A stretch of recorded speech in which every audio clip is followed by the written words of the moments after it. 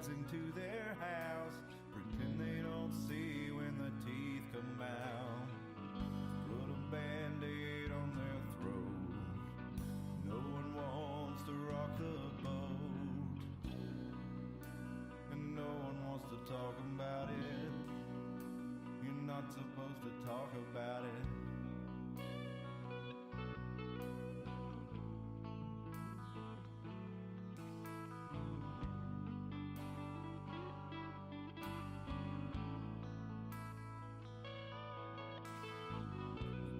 Rises and the players come out.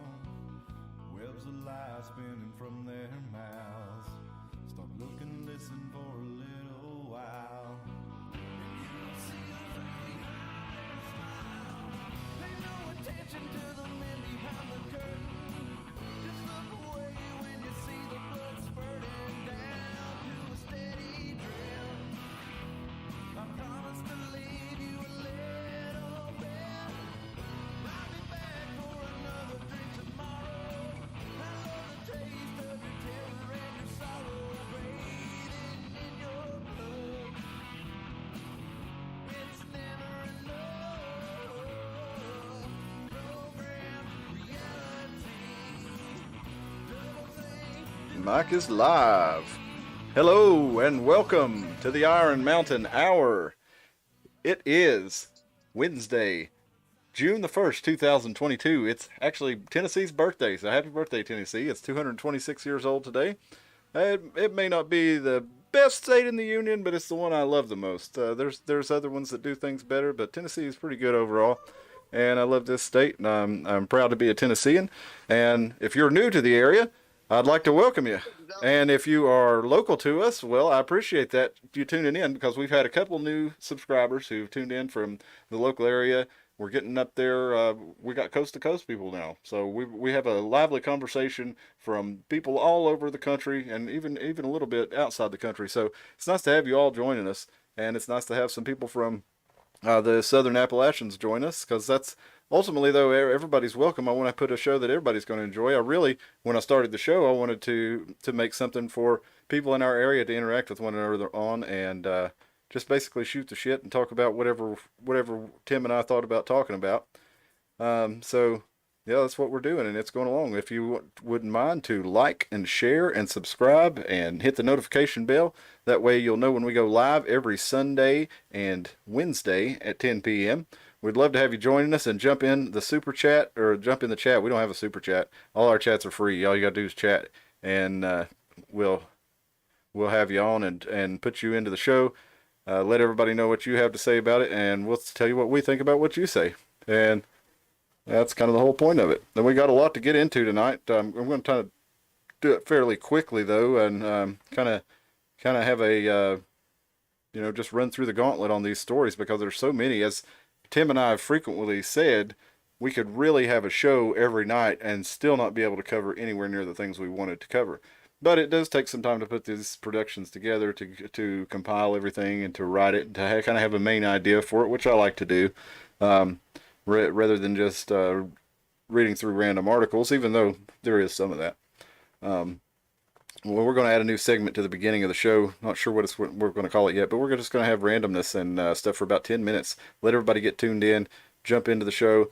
A lot of streamers, there are a lot of YouTube people. They're trying to hook you and get these views way up and all this stuff. That's not really what we're trying to do here.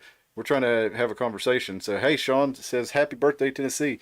We're trying to have a conversation more than we are trying to get a whole lot of views. So if we have a smaller audience but a lively audience, then that's all that matters, is that we're getting this stuff out there, we're talking about it, and we're seeing what you think. And yeah, Tennessee's it'd be an interesting show to do on the formation of Tennessee. We did a little bit. We talked about the state of Franklin and how it's short-lived. Well, it never really even had a life. I mean, they kind of they sent somebody to Washington to petition Benjamin Franklin rather than actually doing the legal paperwork and things that you were supposed to do. And Benjamin Franklin said, "Oh, yeah, I heard of that place. I think it's because they named it after him."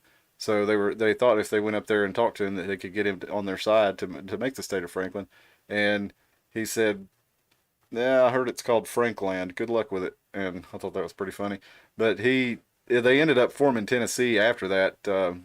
Um, John Sevier, was who they wanted to be the governor of the state of Franklin. He ended up being the first governor of Tennessee, and he was really John Sevier was quite a character because he was for the people in his area and his family, and he tried to do the best for them, in my opinion, from my reading of history.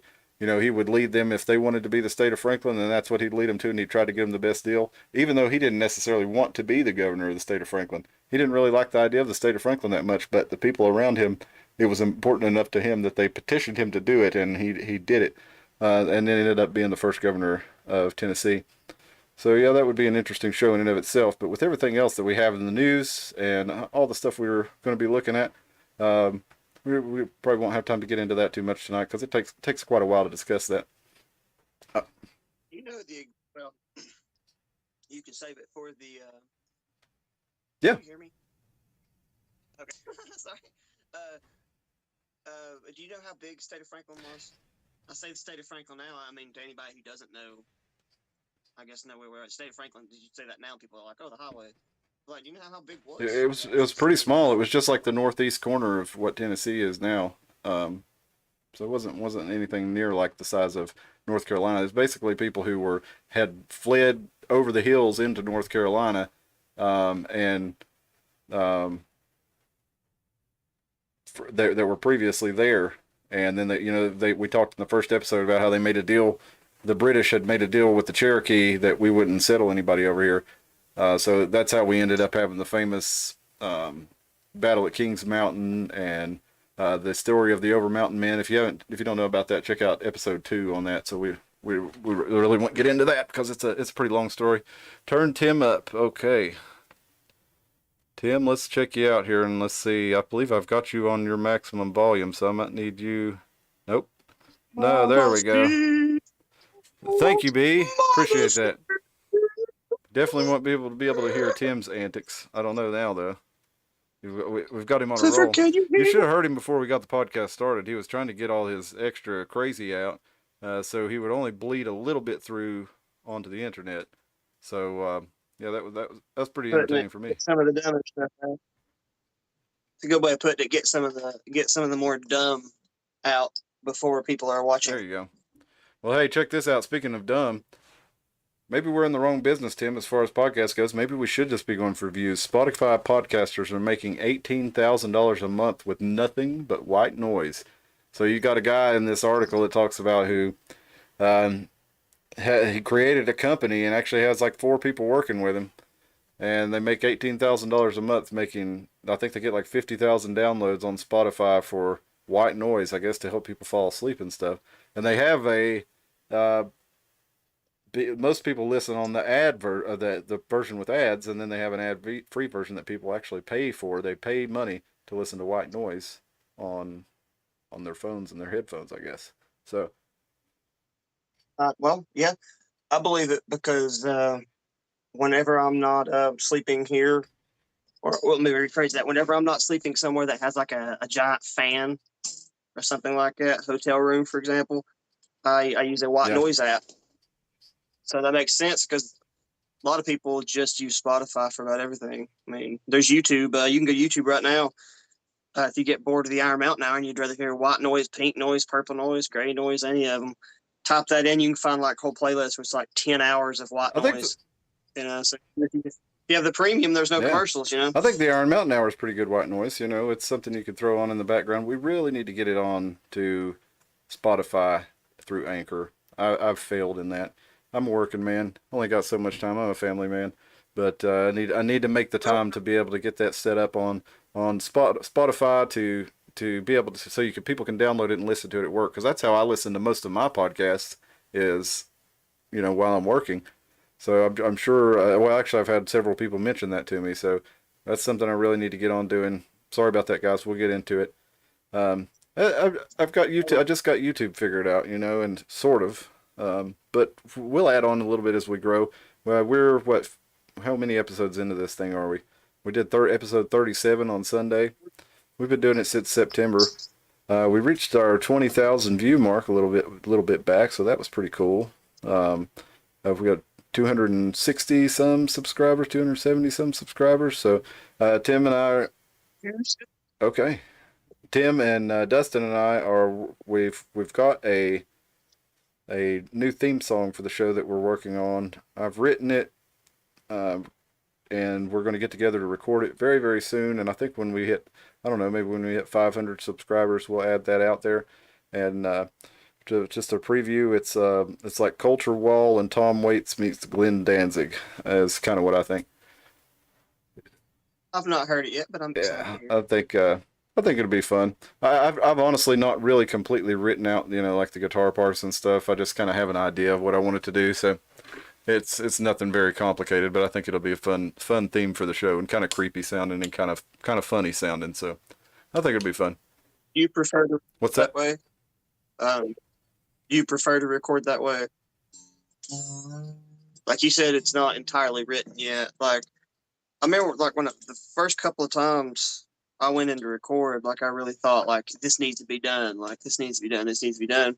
And after like a decade of doing that, like this latest time I even went into the studio, like I went in and just with the mindset of, yeah, I'm going to be listening to these tracks for at least 2 weeks before I decide. You know what I'm saying? Like, is that kind of how you're more comfortable writing, or do you go? I go either way, man. I like to have a pretty good idea of what I'm doing when I get in there, especially if I'm recording with a band, that we're going to be playing the songs live. But I mean, either way, even when I do that, we usually end up changing things in the studio just for whatever works, So I'm not too rigid about it. I'll change lyrics, change guitar parts, whatever. So I'm perfectly comfortable walking in with a song half written too. I've gone in a number of times and had magic come out of a half written song. That you just write on. Usually when I write a good one, it happens very quickly. Yeah, I think that's that was a movie. It's a Crazy Heart with who is it? Jeff Bridges Daniels, is in it. Yeah. He that was one of his quotes. I know it's fiction, but it's still like I think it's one of those things that a lot of songwriters can relate to when he's in the bedroom and he's playing that. I guess it's the theme song of the whole movie because it's that he ends up naming it Crazy Hearts. That when he sells to Colin Farrell, and he's sitting there playing it. He goes, you heard that one before? She goes, yeah, I think I have, but I can't place it. He goes, nah, I just wrote it. She goes, that's you're kidding me. And he was started kind of like whole concept of you've written a good one when you think you've heard it, you thought, where'd I get that from? You kind of, oh shit, am I ripping somebody off? No, I know what you mean. We're not necessarily somebody off. Like it just like it's almost like because it's like what you're describing. The same thing he described is like every now and then, not every song, but a lot of times when a song comes out, rather than you writing a bunch of it methodically out, it just all comes out one giant shoot, and then you might pick and fix a few things, but it just all comes out one big thing. I've written just a few, in my opinion, of what were pretty good songs, and the most of the ones that I liked the most. I've written a lot of songs, but my favorites have always been the ones that just happen quickly. And I might not even finish, like I might only write 2 verses of it in a chorus or something. But like, once you get to that point, like I said, you can go into the studio and finish the rest because you get 2 verses in a chorus, you've got your theme and you've got your main idea, and all the rest can fall into place after that. But let's see what we got here. I was going to say, say what? Do you think the ones that just hit you, the ones that you say those are the ones you like the most? Do you think that versus methodically? I guess I'm not saying those aren't inspired, but do you think those are the ones that are legitimately inspired when that's a real moment of inspiration when you go, oh, that's cool, and you go and you write a whole thing. I think so, but I've also had ones that like people that have told me that their favorite ones that I've written. I wrote one called The Devil and the Lawman that took me a while to put together, and I had like a main idea, and I wrote it out like almost like an epic poem, and everything had its place in it, and all the guitar and bass parts and stuff were all I wanted to have it a certain way, and a lot of people really liked that song. To me, it almost felt kind of forced, but but I still really liked the idea of it and still had fun with it. But I've had many people tell me that that was their favorite one of some of the ones that I've done. When I was doing Hanging Judges, especially. Um, I guess that'd be a little bit crazy for me to assume that like what is it Bohemian Rhapsody that Freddie Mercury sat down and wrote that all out in well, one probably not, sitting. but I bet you he probably did come up. Say that, arguing Yeah, against myself is why like that's real yeah. inspiration. So Well, I mean that I'd say there was a degree of that. He probably had a hit of inspiration, and that's kind of how it's been with me when I've written long ones and more involved stuff. Is that initial hit of inspiration, and then you kind of see something bigger, and you're just kind of instead of where if you write it all at once, you're just kind of riding that inspiration. Where meanwhile, if you actually take the time and draw it out and try to create something consciously, and then you're kind of directing and taming, that wild inspiration rather than just jumping on it and riding it bareback. Um, but either way can produce good stuff. I hear through the grapevine that bareback is how the Wild Bluff Screamer likes to go about things. I'd say you're right. Now, Marsha commented on the video about the Wild Bluff Screamer, and she said that she hears them often and that they like to look for women in tents in the woods, sleeping in tents without men, and she said like me. So I don't know, Marsha, we'd really love to hear from you. Are you having a rendezvous with the Wild Bluff Screamer? Is that what's going on? I asked for clarification. I didn't get any, so I'd really like to hear more. So if you're out there, Marsha, email us at the ironmountainhour@gmail.com. We'd love to hear more from you about your encounters with the Wild Bluff Screamer. Or the feral people. Did she say it was? Well, it was on the comment about the Wild Bluff Screamer. It was on the video, the clip that we did about the Wild Bluff Screamer. She said it was the feral humans. Well, she was on the video about the Wild Bluff Screamer. I don't remember exactly what she said. I can look real quick. Oh, was it the short? Or well, it's really short, but a shorter video. Yeah, it was one of the clips that we did. Did you? What are you doing there? Changing your guitar strings? Changing. Tell us about that. Why you changing them right now? But I have to. These they tricked me. Is what they did. Like I got to looking at them when they were very clean, because I've been taking good care of them, not letting them get corroded. And I got to play them today, and I got to listen, and there were some tonal things just missing from them. Yeah, there was a few spots that you could record and just hear some real dead spots, and that's usually a good indication that you're going to start having some tuning issues. So I got some stuff to do this weekend, so I got to tune it now, or restring it now rather. Yeah, got to let them rest a little bit for the gig there, right? So give them a little time to settle in. Well, I just don't want to be tuning for 20 minutes out of a 3 hour set. Yeah, right on. Well, I got several this weekend, so it was either risk being lazy and risk breaking them on gig number 2 and fine tuning the whole first one, or just get up off my butt and go ahead and change the dang string. Okay, go. I'm doing Peterson's advice and cleaning my room. I'm just playing. I'm not like a fanatic. Don't you hate that? Before we get into your news, I'm sorry. Like, you can't like even pretend to be into certain people because people automatically assume that you're a fanatic. Like, well, I want to like almost like describe Jordan Peterson almost like a Tool fan. Like, I really like Tool, but I'm hesitant to bring up Tool to some people, not everybody. Mr. Michael Crow, you are very tasteful with your Tool fanaticism. But there's some Tool fans you can't talk to them, or you're going to be sitting there listening to their complete breakdown of a 17-minute song. You know I what I'm love saying? Tool, but I don't want to really talk about it all day. Yeah, exactly. It's like, I'd rather listen to them than listen to you break them down. And God, what was I? Oh, and Jordan Peterson's kind of the same way. Like, where if you say something related to like Jordan Peterson, people either want to talk to you about Jordan Peterson for an hour, or they automatically hate you because they think you're an alt-righter. And it's like, so I just want to talk about Jordan Peterson. I don't know much about him. I don't see how he's such a controversial figure. Honestly, I listened to him on Joe Rogan, and it's kind of like this guy seems pretty harmless. Well, that depends on what you mean by harmless. Like, he is not harmless at all to people who would like a change in governmental ideologies. Well, I mean, he's You know, pretty. I he's mean, he's very, pretty tame as far as that goes, though, don't you think? I mean, from what I've heard of it. yeah. You also get where he came from, though. He came Yeah. from Canada. Like, he, I don't remember what school it was, but there was a viral video that kind of made him famous overnight. Well, moderately famous. He was already becoming famous in the psychology world, which I was part of. Because if you needed a subject broken down in a way that you could kind of understand it, you could be like, "Oh, check out this guy Jordan Peterson. He describes the Shadow by Carl Jung in a way that Gotcha. you can understand it." And he gained a really big YouTube following, and all it was his students, you know, but like, "I'm pretty sure my professor should write a book, right?" And that'd be a viral video of somebody in his back room taking a video for him.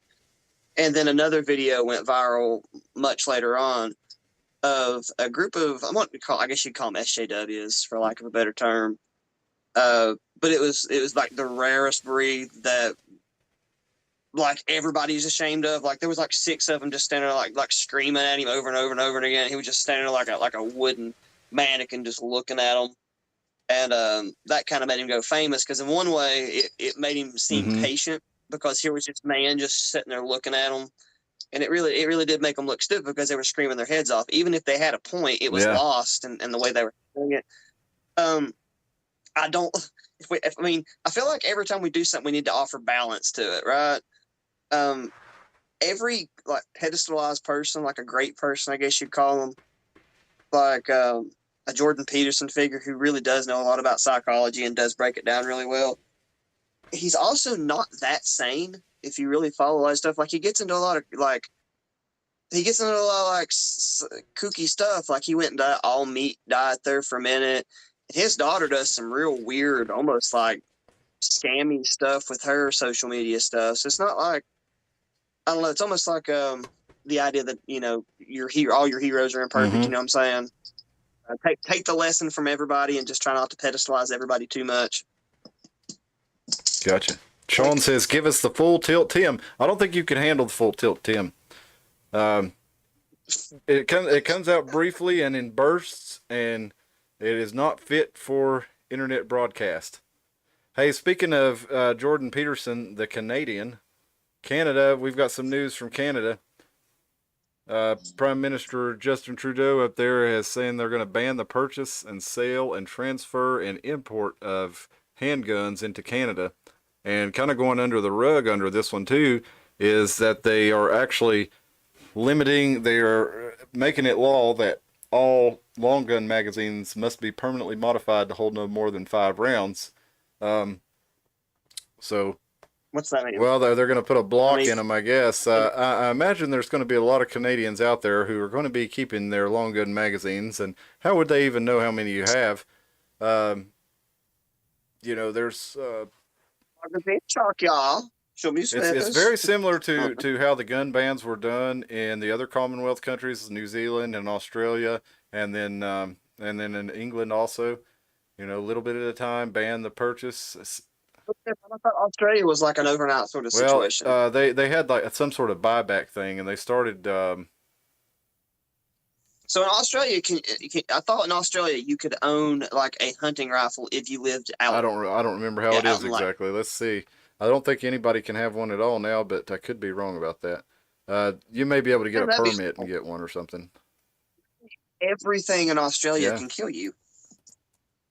Like our common spider here, like we get bit by a common house spider, you might like have some bumps.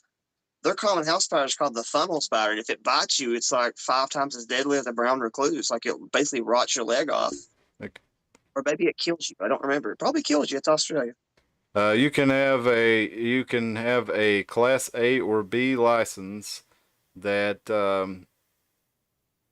you can have a bolt action, lever action, or pump, rimfire, and centerfire rifles. I don't think there's any handguns. Class D to own a pistol, but there's even more. You can only take the handgun to and from the pistol club locked up and never use it outside of that. If you're a security person with a special security license, you can do that. So yeah, it's pretty similar. They pretty much shut down the buying and selling of them first, and then they end up where they're going. But it's incrementally, they've been doing it to Canada for a long time, and this is just another step in it. The Canadians, we'll see. I think it's going to be pretty unpopular up there. There's a lot of Canadians who still own guns, so we'll just have to see this plays out. But we have this story right here. That was from the Wall Street Journal. If you want to check that out, we've got this from CBC Canada, Canadian Broadcasting Corporation, I believe. The police chiefs say the handgun ban won't stop flow of weapons into Canada. Many handguns being used for gun violence are already illegal. So there were. This is from August 14th, 2019. So this is an older one. But they did have in Toronto, which has strict gun control, they had 14 separate shootings in the August weekend here that they're talking about from back in 2019. But you see that in places like Chicago and Baltimore every weekend. And Washington, they have the very strict gun control, and it doesn't stop guns from coming in. And a lot of people make the argument that, well, if we could have just get rid of all the guns from the states around them, then they wouldn't be able to get guns. But did you know they can 3D print guns? Did you know you can make homemade guns quite easily? If you just go ahead and look up homemade guns, if you don't believe me.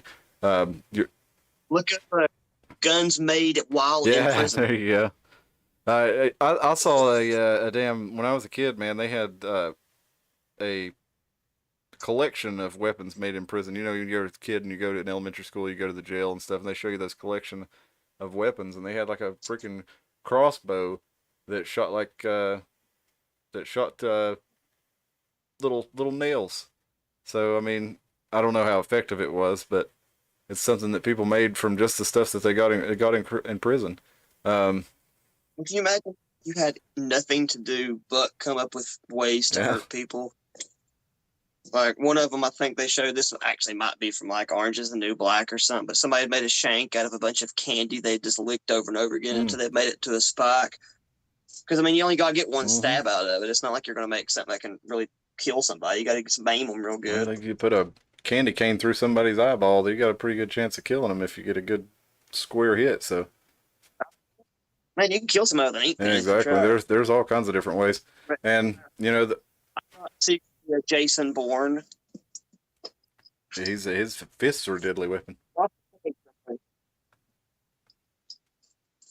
But yeah, there's lots of ways for people to kill people. I mean, guns don't even come close to automobile deaths. They don't come. You're actually more likely to get struck by lightning than you are to be involved in a mass shooting. So it's not this event that, yes, it is tragic and it does happen from time to time, but it's more of a media-driven worry that people have, because it's very uncommon. I know it's easy to say this when it's not happening to you. I'm sure that you know, I don't envy any of the people who've had to go through these things, but if you look at where they happen, it's like I think 95% of them happen in a place where guns are banned. So that shows you right there that whether or not the guns would actually stop the problem, they target places where they know there are not going to be guns because they're less likely to be stopped. So we got into last week about the thing with Elon Musk praising the lady over in West Virginia. There was a guy driving through her neighborhood. They was going too fast. They were having like some a graduation party or something like that. And the guy driving through the neighborhood really fast, and somebody yelled at him to slow down. Well, he got mad and came back with a gun. Well, this lady shot him and killed him because she had her piece on her. And it's always good to have, and people say, you know, whenever these bad events happen, they say, well, where was the good guy with the gun? Well, it's because you don't talk about when there is a good guy with a gun, because it happens a lot more frequently than you think. 65% of the handgun use, or the gun use in America on people, is defensive, stopping crime. So there's that. But anyway, let's. I don't want to do the whole show on guns or anything, but I did want to mention a couple more things real quick here. We got. I'm going to show you a video from Joe Biden. As long as I can get it up here. Have you seen the video I'm talking about, Joe, Tim, where he's talking about? Seen no videos of any kind in the last few days. Okay, well, I've got a couple of Biden here. But let me find the one real quick. I've got so many stories. Like I said, we could easily do a show every night and not hit all these stories that I have, that I've shared for us. Now I'm looking for the one that I had earlier now. Bum, bum, bum.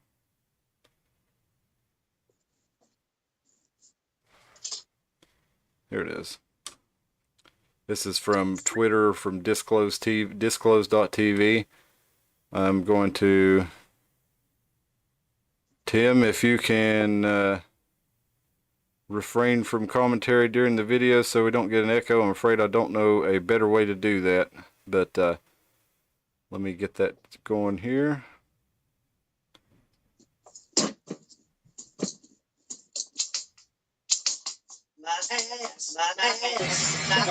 Here goes.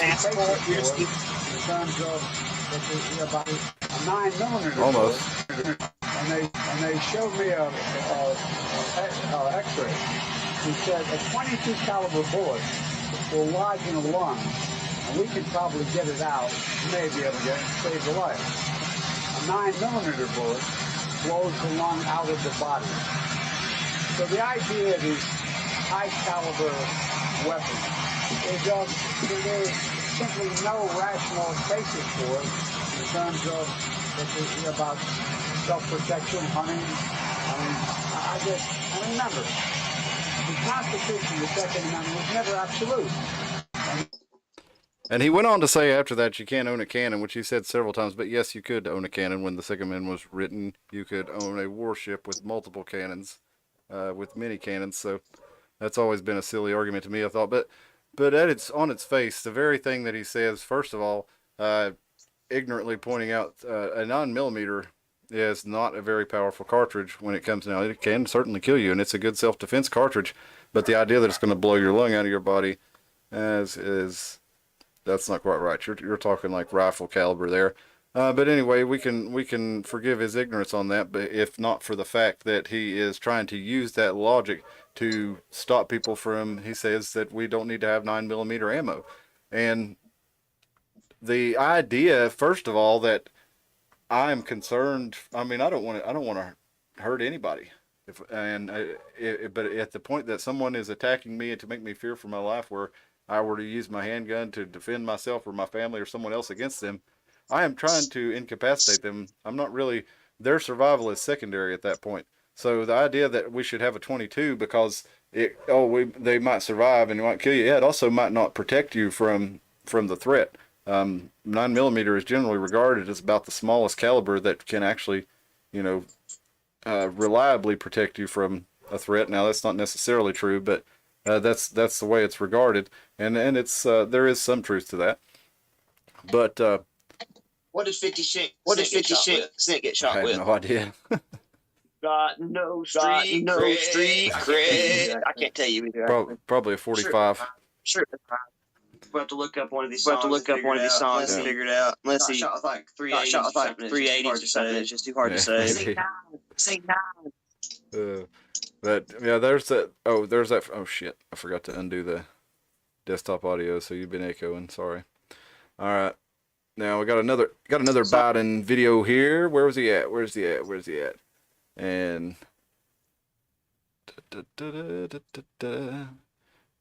oh, I don't know if it's a video or not, but this is Biden sending medium-range rocket systems to Ukraine.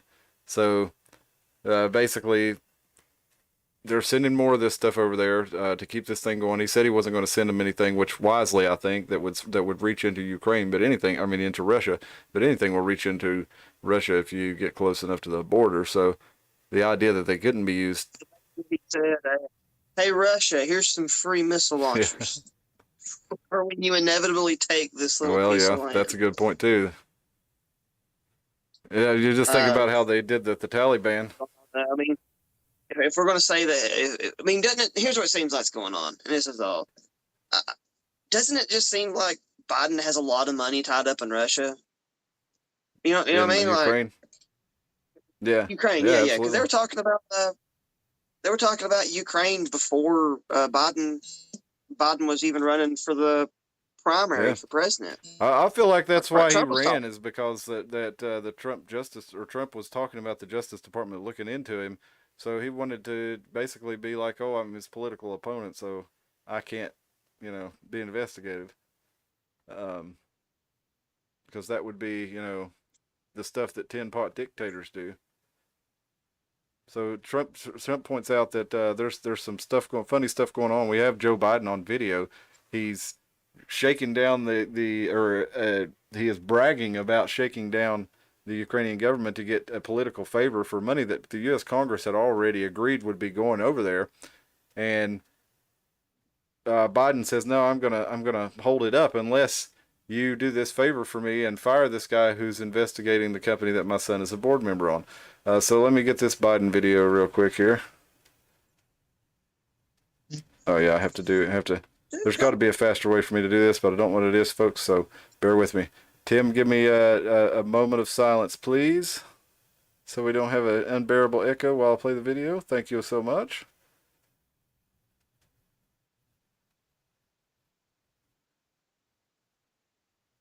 And here we go.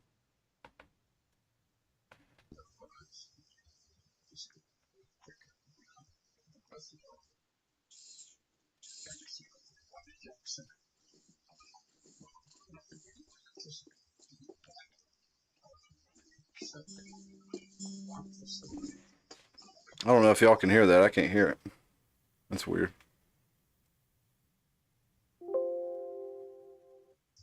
Full tilt. Yeah, I know. We need to. That's what I'm saying. We. I don't think you can handle the full tilt, Tim. Once a month. We'll do a full tilt Tim section. It has to be on Friday or Saturday night. No, we can pull that off on a Sunday and expect everybody to go to work and be like, "Did you see that full tilt?" Well, that video is not working right. But Biden was saying basically, we didn't know that shutting down the using the FDA to shut down the Abbott baby formula factory would have the effect that it did. And then the reporters told him, "Well, sir, didn't the CEOs of those companies just tell you that it would have that effect?" And he said, "Yeah, they did, but I didn't."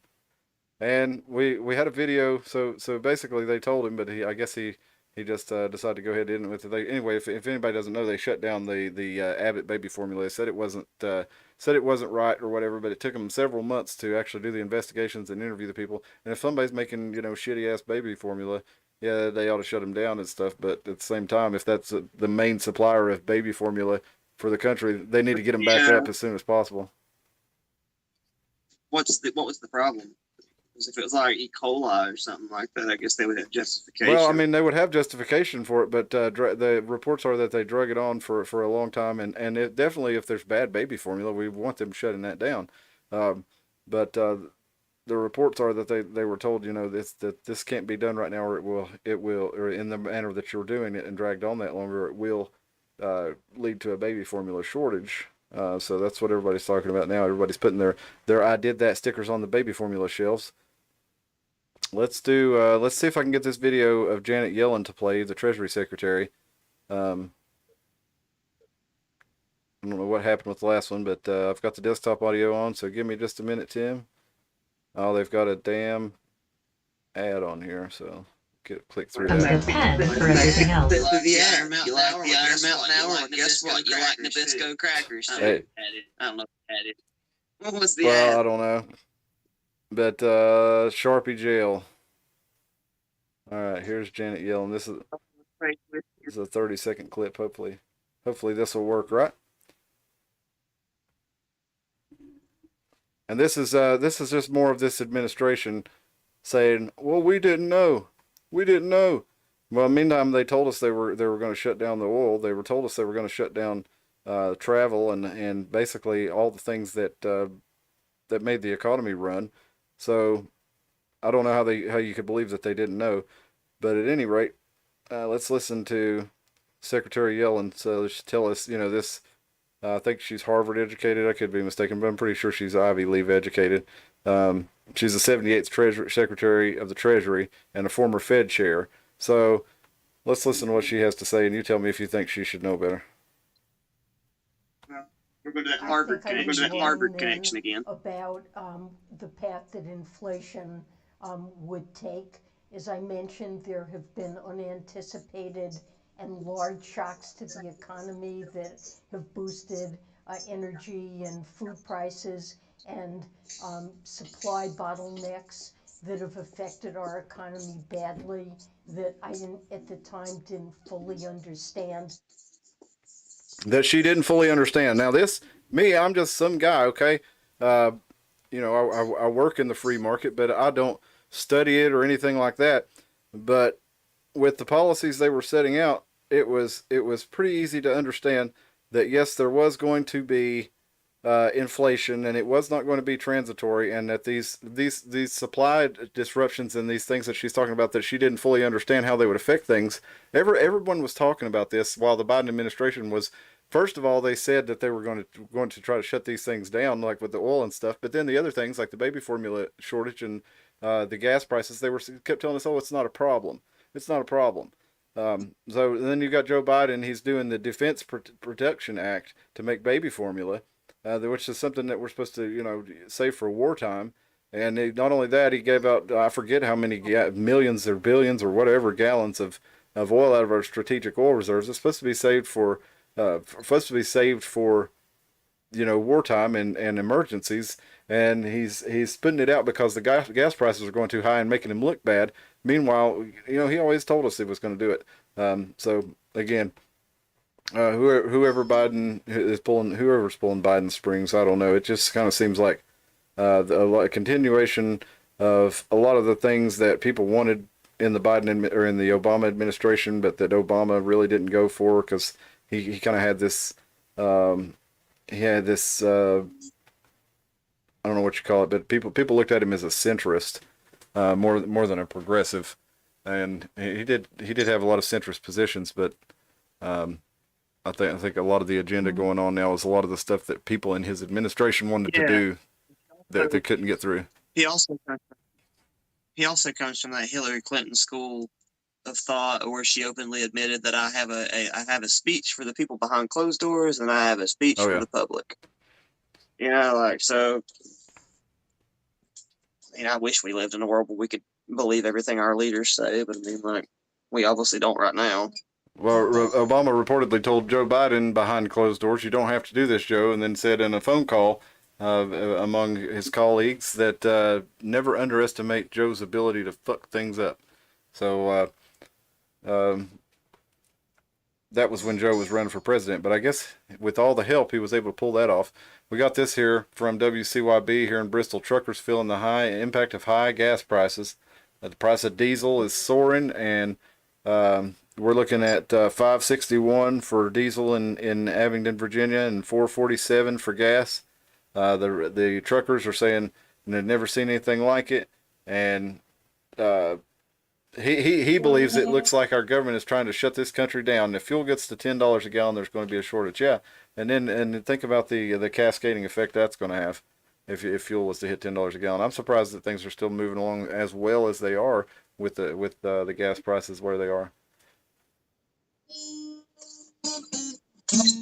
Doesn't surprise me a bit, because I think it's part of what they want. What do you mean, that the prices are going to continue to go up?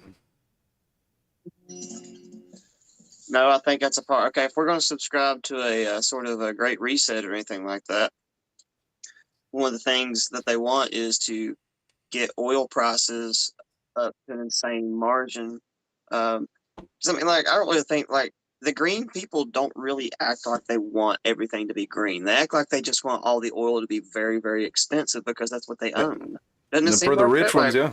Anybody that's in green energy is also very heavily invested in petrol. They aren't the biggest. So it seems like they just use it to control the other side. It seems like they just keep creating solar panels and stuff to scare people. Let's get our petrodollar up even higher and higher and higher. It seems like that's what they're trying to do.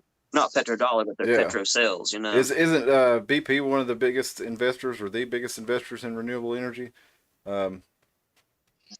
It makes sense if you do it from that angle, because they say, well, one day we're going to run out of, it could be like seen as the as Blockbuster if they would have created a streaming service at some point before they tried, because then you could just say that they were doing, staying ahead of the curve.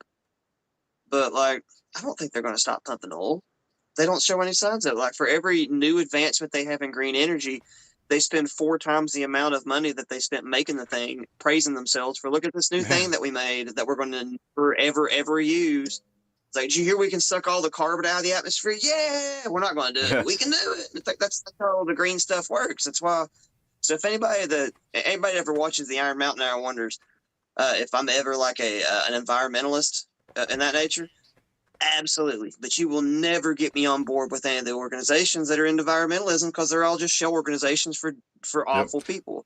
So if we ever get together and decide we're going to like a Doe River cleanup, or we want to get together and create a recycle commune or something like that, yeah, I'll be all on board for that. But Greenpeace and all them out there like trampling the Nazca lines on them, fuck that shit, man. That's just a bunch of corporations finding a different grift to get your money out Yeah, of I'm right you. there with you. And most of them, their ultimate thing they're pushing for is the carbon tax that we see that's been pushed around the world. And basically, hey guys, they want to eliminate carbon. Guess what you're made of? You're made of carbon. Trees breathe carbon dioxide. They're made of carbon. Most life on this planet is made of carbon. So if they're wanting to cut that down, just think about that. So to move on from truckers, let's get to this. Is we're going to bring it back on home into our local area here in just a minute. We're going to hit right now though from WCYB, one of our local news channels. This is nope, that's not the one I want. Bum, bum, bum. Here we go. We got investigators in Utah ask for help in case of ritualistic child trafficking. Child sexual abuse in Utah. We talked about on this show before about how the Satanic Panic kind of did a lot of discredit to a lot of the things that were actually going on, because there were people who were being ritualistically abused and trafficked in the 1980s, and this is out in Utah. They're looking for people from the 1990s to 1990 to 2010. They've asked for help to identify victims or people with information about ritualistic child sexual abuse from 1990 to 2010. And the incidents occurred in Utah, Juab, and San Pete counties there in Utah. So they started the investigation in 2021, and I guess it's getting really big, and they are recognizing that it's been going on for a long time. And you know who's out in Utah. I've always heard that about them, but that's you don't want to be believe in everything, because I've met a lot of very nice people who are Latter-day Saints, and everyone I've met have been incredible people. So I don't want to cast any aspersions on them, but I've heard that the organization at the top has some ties to that sort of thing. So I guess we'll see what happens with that. Well, which I guess I really don't have a problem with this, but it does have to, like when you look at the roots, that balance the metaphorical branches or whatever, like the Mormon Church, like it's the same with Catholic. I don't blame the members themselves. Like I would like for people to fix their leadership, but you know how that goes. Right, most of the Mormon funding comes from the fact that I think they own like 70% of Vegas. Oh, really? Or something. Yeah, the Mormon. You can Google that. I could be full of shit. That could be something I'm parroting that I shouldn't be. But at some point in time, the Mormon Church went and bought up a bunch of the casinos. Look that up. This is Ranker here. The untold story of how the Mormon Mafia built Las Vegas. There you go. Yeah, so Mormons run everything. 5 things you learn working in Vegas. So yeah. The dude that if you go to Vegas, anybody's interested, there's a where they keep all the big signs when they tear a hotel down, which is apparently fairly often. They just blow the hotel up, but they keep the sign. And there's a sign graveyard, and the dude that does the tour, he told me that because I was making mafia jokes. It's like, actually, I think he was giving me a hard time about my accent or something like that. And he was telling me that most of the mafia people in Vegas were actually from out Midwest or something. So, which actually makes a lot of sense now that I think about Ocean's 11 when they go out to Salt Lake City to get several of the people to do the crime. You need to change subjects. If I start talking about Ocean's 11, all right. Well, let me bring it on back. I don't know where the podcast is. We got another story here from WCYB. This is the FBI issues warnings about sextortion targeting teen boys. This is over the hill in North Carolina here, apparently where this has happened, in North Carolina and the country. But apparently it's have 29 reports of it in North Carolina in 2022, and 23 of the reports, criminals demanded money for the mostly male victims. So what they do is they have an adult who gets on here and they contact a teenage boy. They pretend to be a teenage girl and they try to get him to do things on camera. Then they record him and threaten to, expose, put the videos out there if they don't pay them money. So So it's like So I'm wondering if they got the idea from those YouTubers, because a lot of times the way they'll get a lot of times, because remember, like we talked about those predator catchers, and you were like, they should get arrested more often. One of the ways they get people to get arrested is actually send nudes, because it proves that they were trying to exchange nudes for a minor. Because if you sent one to a 13-year-old girl, you actually send yeah, a nude. You right, can't deny that if your dick's in the same yeah. pic, And I wonder how many scam people were just sitting there going, "Well, hellfire! If I had that guy's nudes, I'd just go get $1,000 out of him instead." Yeah, and that's apparently what's happening right there. That's a word. All right, we got this one down here in Hawkins County, Tennessee. There's a woman who filed a $2.5 million lawsuit against Hawkins County Board of Education, saying her son suffered racial harassment. Now, she filed it on May 24th in federal court in Greenville, and said that he was repeatedly referred to as the N-word, subjected to a barrage of other racial epithets such as monkey, shown hate-based depiction of a KKK member holding a torch and a noose, taunted as a brunt of a slave auction, chased and ridiculed with a stuffed monkey, shot down depictions of African American, and shown depictions of African American characters being stabbed and shot. And she says that the Board of Education knowingly tolerated, condoned, and were deliberately indifferent to the pattern of racial harassment suffered by the child, and deprived his rights under Title VI. And that's at Churchill Middle School. So that's that'll be an interesting one to see. That to think that could go on and not be called. I mean, my kids' schools. This day and age, I'm sorry. even in church too. So this day and age, it seems hard to believe that could go on for a long time. Not to shed doubt, that's extremely tragic if it did, but like, how long could something go on? Like, man, you can't even flip out over a cheeseburger without somebody getting their phone out these days to try to get it. You know what I'm saying? Like, not to. I don't know. I'm always trying to find two different sides of it. If somebody really was racially discriminated against, they deserve their. Don't do that. But how does this happen for a very long time in the environment that we're in, and there's no video or anything of the bullying or a record? I mean, maybe there is a record. We'll just have to watch it and see. Is there a record of her, contacting the Board of Education or the principal of the child's school and going? Because to me, a lot of times when we see these I don't know, like these hate. If it was like a bunch of people, or if it was like one or two students, or if it was like the school. Well, or I think they're accusing of a student doing it, and teachers or the school board letting it go on and not fixing it. So that I can see being more feasible.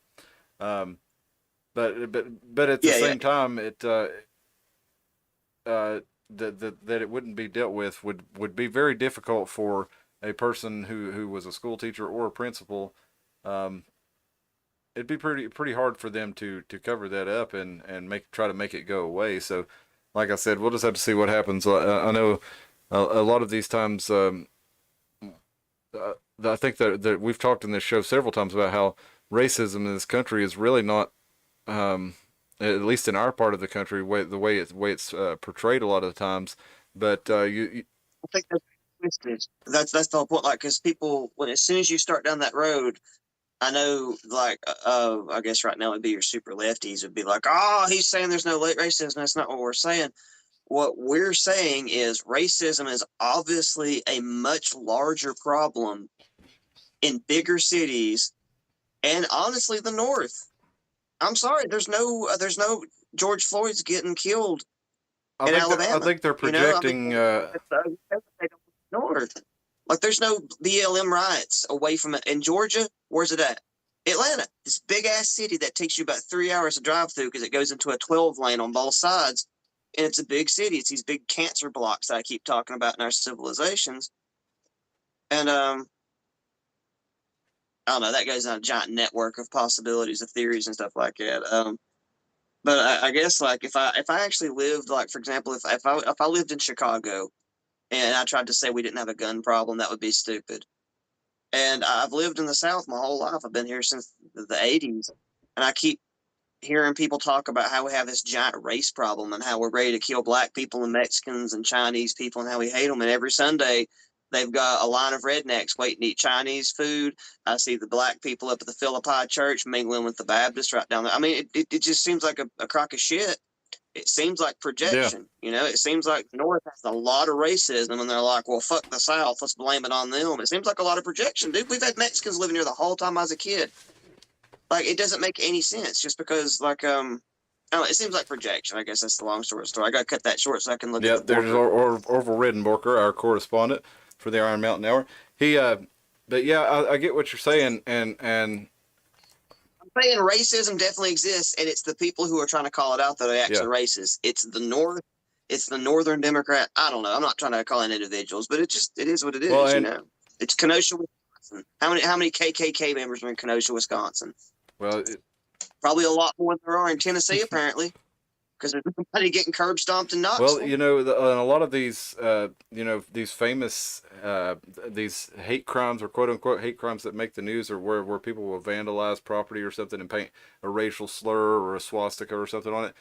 Almost all of them end up turning out to be the whatever minority group it is that was saying that they were being, you're like to take Jussie Smollett for a famous case.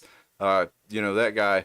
There were so many, so few racists around that he had to hire people to beat him up and, claim. I mean, why didn't real racists beat him up and call him terrible names and things like this? If there are so many around, why did he have to hire somebody?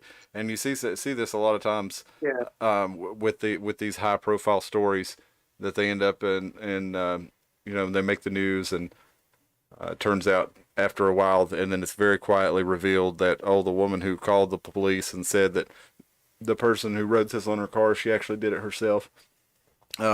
So I'm not saying that's what's happening here, because we just don't have enough facts to know. Because, well, if we stay off of the high profile ones, even if we go to, I know Rodney King would still be considered high profile, but he wasn't high profile before he got, I don't know what you call it, mauled. But like, that's a California. You know what I'm saying? That was the people telling the people in the South. That's the same people in California were the same ones in the 70s that were calling a character on Scooby-Doo, Scooby-Dum, and then gave him our accent. You get what I'm saying? So why the hell is the people that all the places that are preaching we need to do something about social justice are the ones that are killing black people? They're the ones that are being racist against Mexicans. They're taking an event that happens on the other side of the country or somewhere and making it a referendum on the rest of us somewhere in the country, when in reality it has nothing to do with. I mean, you couldn't even say that's representative of the people there necessarily. I mean, it does represent them, and that's the only thing that makes me all salty about it, is because they have a city that's basically cancer, full of just, tools and allergy. The only way to fix it is to flush it clean. I mean, like, you've got a city full of racism and hate, and then they want to pass policies to fix it, but they blame it on the South. It's like, Appalachia is full of racists, and that's why there's people getting attacked in L.A. Rodney King got beat by a bunch of cops in Los Angeles because there's racists in Northeast Tennessee, and we got to do something about it. And we got to do something about it. But once you start pointing your own goddamn fingers at your faces, that's the only thing I'm getting mad about. It's because all these people that keep wanting to fix things are the ones that are causing the problem. Yeah, okay, let's fix it. Let's all the people that are doing all the BLMs, let's fix it. Let's lock them all up. All the idiot white people that are burning down AutoZone in the name of black people, all of them go to jail. We'll fix it right now. Those are the racists. It's the Los Angeles idiots that are screaming BLM. Those are the racists. All right.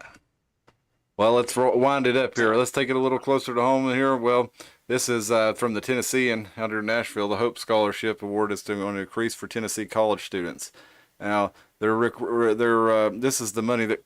What's the 500? Wasn't it? What's that? It was 2,500. Wasn't it? It What's it is going up going to? to from 4,500. Okay, so you got freshmen and freshmen sophomores enrolled full time at a 4-year institution. They're going to get from 3,500 to 4,500, and juniors and seniors will receive from a raise from 4,500 to 5,700. And 2-year students, the age will increase from $3,000 to $3,200 per year. Now you do have to have a 21 on the ACT and a 3.0, GPA to do that. So that's, what a B average. So, and you got to maintain the GPA, and you got every Tennessee high school student gets a chance to do that. But here's where I'm at on this is. All that really means is more money to the universities that, in my opinion, are failing our young people in so many ways. They're charging them a fortune. They're getting them under, student loan debts for a really long time for degrees that they're not really useless. And they're having these, guidance counselors in high schools, and then your, your advisor there in college. And they're leading people to degrees that are ultimately not going to give them any kind of return on their investment. Now, just in the last 5 years, President Trump, when he was president, his Trump University was called a scheme because of the very same thing, because people didn't get a return on the investment in their degrees. Well, why are we not calling our state university system a scheme? Because there's so many people. Go ahead. That's a good point, because every time people try to bring up college, we'll go off that in a second. I'm not a Trump guy. But whenever people would attack Trump University, I would go, yeah, that sounds an awful lot like school to me. Sounds exactly like you got what you paid for, a piece of paper that doesn't get you anything, because that's what school would have done. School gives you an education, and unless you've got some mad connections from the school or some super good accreditation, I think people don't realize, I'm not anti-school. If you want to be a doctor, chemist, biologist, something to actually take school, you need to go do that. But there's so many BS degrees out there that they're just using to suck money out of people. I don't want to label any, in case somebody wants to get mad at me for labeling off a few, but there's just some bullshit degrees that shouldn't exist that are just obvious money grab. And I'm sure there is a need for a certain. That sounds like a fun degree, not realizing that you're just about to pay $35,000 for something. Yeah, well, think about how many art history and theater majors there are out there, and not that we don't need people for art history and theater majors, and not that there shouldn't even. I mean, I'm sure there's a few jobs out there for gender studies majors, but there's so many people have these degrees, and you're spending your. I think you should clarify that, I know art history majors, for example, and I think your thing got kicked or something. I know art history majors, for example, and they got that degree because they intended to use it for something. The issue is they don't inform people what they're using their degree for. And so for 30% of these people graduating with these degrees, you've got this giant 70% of people that should have been advised not to get that degree to begin with. That's the part I have a problem with, is they don't. And I'm right there with you. That's what I'm saying, because when I started college, in my high school, somebody apparently went around to all the high school guidance counselors in the country and all the advisors there in college, and they said, hey, we're going to have a shortage of physical therapists, so we need to really start pushing people into physical therapy. And by the time that I started, in at college, I started in the physical therapy program. It became pretty apparent after a short time that we were oversaturated with physical therapists at this point, because these advisors had been pushing this. So now, when people were working perfectly fine with a master's, or in some cases even a bachelor's degree in physical therapy, suddenly there were so many people who had bachelor's and masters that most people had to have a doctorate in physical therapy to practice as a physical therapist. And the same situation wasn't happening to me, but that was the same sort of situation. That was kind of with psychology. You can get a psychology degree, but if you get a degree in psychology, you're going to be working at Woodridge, or you can't really do anything with it. You can just be an understudy of somebody. So you got to get your master's. Even if you get your master's, you have to work under a doctor before you're allowed to give counseling. Let's say you go all the way and get your doctorate, and you're allowed to give you're allowed to give counseling at will, right?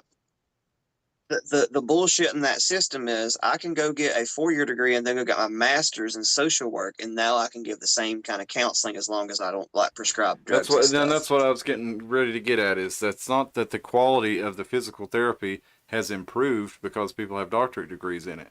Um, I mean, physical therapy is understanding ranges of motion and helping and understanding injuries and helping people do that. Well, people were capable of doing that with a bachelor's or master's, but it was just that the market became oversaturated that caused people to have to get this doctorate. So then you had people, you know, with bachelor's degrees ultimately working as assistants or not being able to find work in the field where they just spent all this money because they were advised to, you know, by a college advisor. And it's just like you said with art history majors, there, I mean, we definitely need some people who understand art history, and we definitely need museum curators and stuff like this. But there's only so many museums out there. There's only so many positions available in this field. So if you take the gamble that you're going to get this degree, it's probably a good idea to have some sort of backup plan in case you're not the curator, or you know, you're going to have to support yourself and pay back those loans.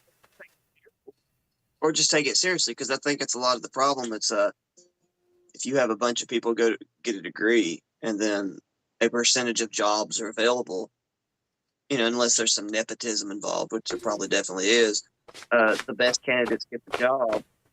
And we all know who those best candidates are. Even when we're in school, you can see the people that are definitely going to get hired somewhere. And I think a lot of people just, it's almost like willingly go through the entire process just to get that degree, but they know the whole time they're not really going to be able to find a job with it. Because I mean, like, who's going to hire a person that graduated with a C? And I got lucky early on. I would have been okay when I graduated because I'd done a lot of the stuff I needed to do. I'd gone and I'd talked to some of my professors. Chris Dula was actually the one that came here. He kind of gave a little thing in his class, was like, look, what you need to do to guarantee yourself a job when you get out is you need to go and talk to all your professors and get to know what this job and what is really going on. And I don't think people really do that. They don't even know what they're getting a I job think you're in. right. Like, most people don't know what psychology is. Like, you have psychology majors who don't really find out what they would even be doing as a student of psychology until they're almost like they're 3 years into it, because they never took the time themselves to figure out, oh wait, there's several different ways I can practice this. You know, they don't even know it. So Well, I think I know it's on us as people that go and waste thousands of dollars at a university. But at the same time, that's a clear grift. Like, can you imagine somebody selling you a car and telling you nothing about it, or selling you a computer and not giving you any instructions? And they sell you a $35,000 degree, and they'll even show you what that degree is supposed to be used for. They just kind of, here you're an English major. You know, what are you supposed well, I to do think with not. it?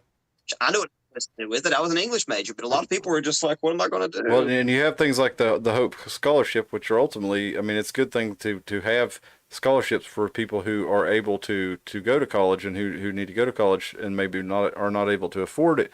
But something like that makes it so easy for everybody to go to college. Kind of, it tends to have school systems that try to push people to college and not really with their best interest in mind. I don't think, because I hope scholarship's all about, don't you? it sounds like just funneling lottery money back into the universities. That's all it is. It's all it is, because originally what they were trying to do was convince you to take out student loans that you could not ever you couldn't default on, period. Like, you have to die to get out of those. And then, but now they don't have to do that. If they just automatically give everyone $4,500 off the bat, that comes out of the taxpayers, right? Yep. So that's how they get the money to the universities to begin with. Now they got the government almost completely funding the universities, which is what they want. And, which I guess it was a government-funded university anyway, but now they're getting a lot more funding, because if those students go and how many students do you think go and spend that first 1 or 2 years there and then never even graduate? Because the fail-out rate is insane. So, I mean, that's just, they're going to go and they're going to spend a couple of years and they're going to spend the money, and that's subsidies, and they're making money off it somehow. I'd be interested to see how that has changed as, you know, how many people, when you actually had to go and, you know, work full time and go to school to be able to afford your college tuition, you know, unless you were basically a straight A student. But it just, I don't know, the whole idea that it should be easy to get your college degree is kind of, they've watered, just like we've flooded the market with so many other things. We've flooded the market with college degrees and flooded the market with college education to the point where it's not really a valuable asset for you as somebody who's seeking to use it to get a position of employment that we know will be worth the investment that you made in the degree itself. So I mean, yeah, if there's something you want to do, and you need to get a degree to do what you love, yeah, sure. But you know, the idea of pushing everybody into this and making it so easy for everybody, and you don't have to struggle, and you're guaranteed the money, and if you fail out, well, you know, you didn't have anything invested in it anyway, other than keeping a B average, which is super easy here lately, and in school, it's like they've made the schools, rather than fail anybody, especially since COVID stuff happened at the schools, it's like rather than fail anybody, you know, we would just make it so easy that anybody can pass it. But I don't know that they've done that in college, but it seems like it's trending that way. I just know that online classes are way easier. Oh, yeah. So I can only imagine how easy an online high school class would have been. But anyway, that's all the stories I got for tonight. It brought us back to Tennessee there with for Tennessee's birthday. They call it the Tennessee Hope Scholarship. They're hoping to keep these people in Tennessee and getting degrees and stuff. But Well, we could sing "Happy Birthday" to Tennessee, but Michael Jackson's estate would copyright yeah, us. that's true. We got to do. I'm pretty sure he just owns that or not, but there for a while, Michael Jackson owned the rights to I think it's Happy in the public domain now, but I could be mistaken, so we don't want to sing it. You know, if you ever seen, you know, there's multiple crazy versions of Happy Birthday songs that they sing on TV shows because they're not allowed to use that song. Applebee's and all those restaurants and stuff too don't even do it anymore. They come out there Happy birthday. We're so But yeah, that's where we're at tonight. I think ultimately, the Hope Scholarship's a good thing, but I think maybe what if they were more selective with it and gave higher amounts? You know what I mean? I don't know. I kind of hate to get involved in people's education stuff because I do think that if it is a rough kind of pill to have to swallow when you know that you can go to university, but you're born in a situation where you really can't feasibly do it. That's what I'm saying. I feel that, but I think just educating people on the idea that maybe college isn't right for everybody might be one of the things. I think we need to quit perpetuating this idea that everybody needs to go to college. I mean, I've been a bunch of times. You don't really need to go to college unless you want to be dentist, lawyer, doctor, or one of these things. And I don't know. I don't want to shame people out of getting a doctor or getting a degree or anything like that. But man, there's so many people I met when I was at school that were like, you could just tell within weeks that they were going to drop out and do something else. Like, just the schooling atmosphere is not right for them. A lot of people really just do want, I guess, like a normal sort of job that doesn't. I don't know. I'm really wondering about civilization, but that's just me. Well, we keep getting sold weird bills of goods. All. Well, just like the price of everything else is going up. Do what? I couldn't hear you. Said tell Borker not to growl at me. You should let him sign us off. Can you tonight. give us a growl to sign us off, Mr. Redenborker? Let's see if he'll get riled up. If I can get him riled up, get a growl out of him. Oh, he's just going to give me kisses. He's a good boy. He's a good boy like that. Hey, we want to thank you for joining us. This has been the Iron Mountain Hour. This is our news and current events roundup that we do every Wednesday at 10. We're going to be back Sunday. It was kind of. Huh? It was kind of a wrap. Yeah, kind of. What's Michael Crow saying here before we get off here? Show your cities. I think he means show your titties. Well, not tonight, Mr. Crow. We're going to have some kind of like a super thing where people have to donate money when my clothes slowly come off. What was that movie, A League of Their Own? No, that's Tom Hanks.